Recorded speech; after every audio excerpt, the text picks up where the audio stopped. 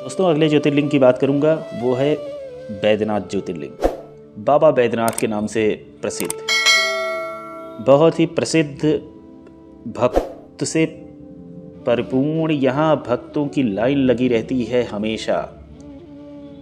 बहुत ही प्रसिद्ध प्राचीन बाबा बैद्यनाथ धाम, ये रामायण काल का निर्मित किया हुआ है ये ज्योतिर्लिंग। दोस्तों इसकी कहानी दोस्तों रामायण काल के रावण से जुड़ी हुई है। रावण की भक्ति का भी प्रतीक है, रावण के अहंकार का भी प्रतीक है और प्रभु के आशीर्वाद का भी प्रतीक है।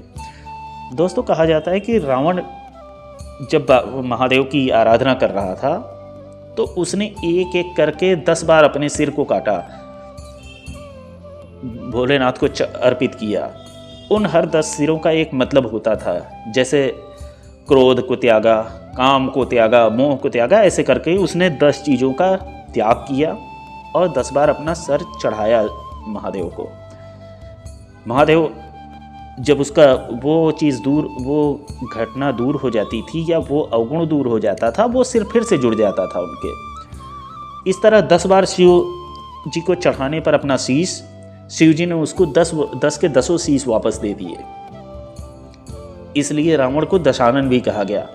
और चूंकि भोलेनाथ ने रावण को एक तरह से समझिए वैद्य का काम किया, क्योंकि शीश को जोड़ा, इसलिए वैद्यनाथ कहा जाता है। वैद्य हो गए थे महादेव, डॉक्टर हो गए थे, वैद्य हो गए थे, उन्होंने जोड़ दिया। दोस्तों कहानी ये है। एक और कहानी है कि रावण जब प्रसन्न कर लिया शिव जी को, तो शिव जी से कहा कि आप चलिए लंका में निवास कीजिए। महादेव ने कहा कि आप मेरे इस शिवलिंग को ले जाइए और जहाँ ये शिवलिंग स्थापित होगा वहाँ मैं स्थापित हो जाऊंगा। जब रावण जाने लगा, सारे देवता सभी लोग घबरा गए कि अगर रावण वहाँ लंका में ले जाता शिवलिंग को और स्थापित कर लेता तो शिवजी लंका में ही बस जाते। दोस्तों इसमें देवताओं ने एक चाल किया, छल किया। रावण के पेट में गंगा जैसी नदियां समाहित हो गईं और गणेश जी एक चरवाहे का रूप धारण करके वहां घूमने लगे, गायें चराने लगे, बकरियां चराने लगे। दोस्तों जब रावण के अंदर गंगा प्रवेश कर गई तो उसका पेट भारी हो गया और उसको मूत्र विसर्जन का आभास हुआ।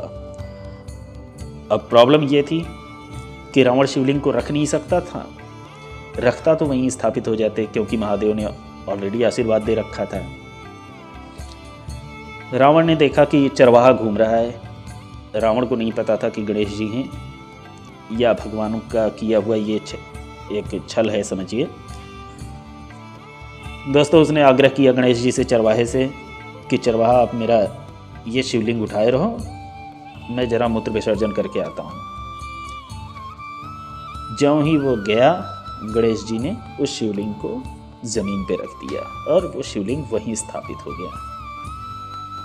वही है बाबा बैद्यनाथ, यही है बाबा बैद्यनाथ। इसीलिए बाबा बैद्यनाथ वहीं स्थापित हो गए। शिव जी का पहले से आशीर्वाद था कि ये शिवलिंग जहाँ स्थापित होगा वहीं वास करूँगा। तब से देवघर में भक्तों का तांता लगा है। जो भी आता है, दर्शन करता है, भोलेनाथ उसकी मनोकामना को पूर्ण करते हैं। दोस्तों जाइए, आशीर्वाद लीजिए, बोलते रहिए हर हर महादेव।